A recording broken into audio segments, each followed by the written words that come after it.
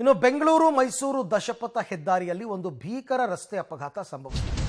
ಅಪಘಾತ ಅನ್ನೋದಕ್ಕಿಂತ ಹೆಚ್ಚಾಗಿ ಕಾರೇ ಹೋಗಿ ಡಿವೈಡರ್ಗೆ ಡಿಕ್ಕಿ ಹೊಡೆದಿರೋದು.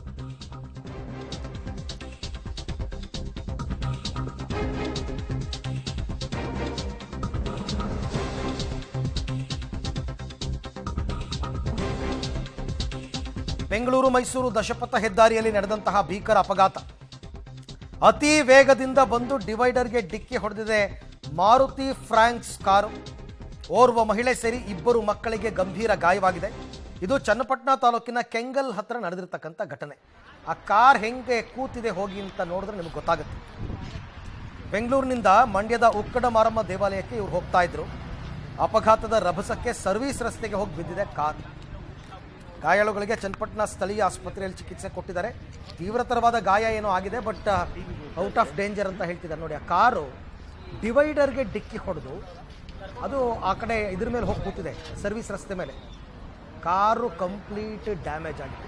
ಹೊಸ ಕಾರು, ಯಾಕೆಂದರೆ ಫ್ರಾಂಕ್ಸ್ ಎಲ್ಲ ಹೊಸ ಕಾರ್ಗಳು, ಇತ್ತೀಚೆಗೆ ಬಿಡುಗಡೆ ಆಗಿರ್ತಕ್ಕಂಥ ಕಾರ್ಗಳು. ಹೆಂಗಾಗಿದೆ ನೋಡಿ. ಇದು ಎದುರುಗಡೆಯಿಂದ ಬಂದು ವೆಹಿಕಲ್ ಹೊಡೆದಿರೋದಲ್ಲ. ಹಂಗೆ ಹೊಡೆಯೋಕ್ಕೆ ಸಾಧ್ಯನೂ ಇಲ್ಲ, ಯಾಕಂದರೆ ಒನ್ ವೇ ಅದು.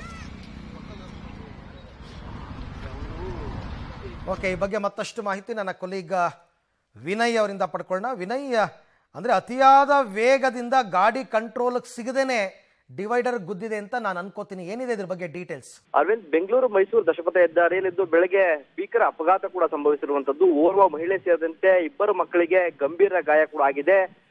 ಚನ್ನಪಟ್ಟಣದ ಕೆಂಗಲ್ ಬಳಿ ಈ ಒಂದು ಅಪಘಾತ ಸಂಭವಿಸಿರುವಂತದ್ದು. ಅಂದ್ರೆ ಬೆಂಗಳೂರಿನಿಂದ ಉಕ್ಕಡದ ಮಾರಮ್ಮ ದೇವಾಲಯಕ್ಕೆ ಕುಟುಂಬ ಹೋಗ್ತಾ ಇತ್ತು. ಬೆಂಗಳೂರಿನ ವಿಜಯನಗರದ ನಿವಾಸಿಗಳು ಹೋಗ್ತಾ ಇದ್ರು. ಆದ್ರೆ ವೇಗ ನಿಯಂತ್ರಣಕ್ಕೆ ಸಿಗದ ಹಿನ್ನೆಲೆಯಲ್ಲಿ ಡಿವೈಡರ್ಗೆ ಕಾರು ಡಿಕ್ಕಿ ಆಗಿದೆ. ಹಾಗಾಗಿ ಚಾಲಕನ ನಿಯಂತ್ರಣ ಕಳೆದುಕೊಂಡಂತ ಕಾರು ಪಕ್ಕದ ಸರ್ವಿಸ್ ರಸ್ತೆಗೆ ಉರುಳು ಬಿದ್ದಿರುವಂತದ್ದು. ಗಾಡಿ ಅತಿ ವೇಗವಾಗಿ ಇದ್ದಂತ ಹಿನ್ನೆಲೆಯಲ್ಲಿ ಸರ್ವಿಸ್ ರಸ್ತೆಗೆ ಇದ್ದಂತ ತಡೆಗೋಡೆ ಏನಿದೆ, ತಡೆಗೋಡೆಯನ್ನ ಗುದ್ಕೊಂಡು ಪಕ್ಕದ ಸರ್ವಿಸ್ ರಸ್ತೆಗೆ ಕಾರು ಬಿದ್ದಿದೆ. ಹಾಗಾಗಿ ಡಿಕ್ಕಿ ರಭಸಕ್ಕೆ ಸಂಪೂರ್ಣವಾಗಿ ಕಾರು ಜಖಮ್ ಆಗಿರುವಂತದ್ದು. ಅದೃಷ್ಟವಶಾತ್ ಯಾವುದೇ ಪ್ರಾಣಾಪಾಯ ಸಂಭವಿಸಿಲ್ಲ. ಆದ್ರೆ ಕಾರಿನಲ್ಲಿದ್ದಂತ ಮಹಿಳೆ ಹಾಗೂ ಇಬ್ಬರು ಮಕ್ಕಳಿಗೆ ತೀವ್ರತರದ ಗಾಯಗಳು ಕೂಡ ಆಗಿರುವಂತದ್ದು. ಕೂಡಲೇ ಸ್ಥಳೀಯರು ಅವರನ್ನ ಚನ್ನಪಟ್ಟಣ ಸಾರ್ವಜನಿಕ ಆಸ್ಪತ್ರೆಗೆ ದಾಖಲಿಸಿ ಚಿಕಿತ್ಸೆಯನ್ನ ಕೊಡ್ತಿದ್ದಾರೆ. ಬಳಿಕ ಸ್ಥಳಕ್ಕೆ ಚನ್ನಪಟ್ಟಣ ಸಂಚಾರಿ ಪೊಲೀಸರು ಭೇಟಿ ನೀಡಿ ಕಾರನ್ನು ಕೂಡ ತೆರವುಗೊಳಿಸುವಂತ ಕೆಲಸಕ್ಕೂ ಕೂಡ ಮುಂದಾಗಿರುವಂತದ್ದು. ಅಂದ್ರೆ ಅತಿ ವೇಗವೇ ಈ ಒಂದು ಅಪಘಾತಕ್ಕೆ ಕಾರಣ ಅಂತ ಹೇಳಲಾಗ್ತಾ ಇರುವಂತದ್ದು. ಅರವಿಂದ್, ರೈಟ್, ಥ್ಯಾಂಕ್ ಯು ತಮ್ಮೆಲ್ಲ ಮಾಹಿತಿಗೆ ವಿನಯ್.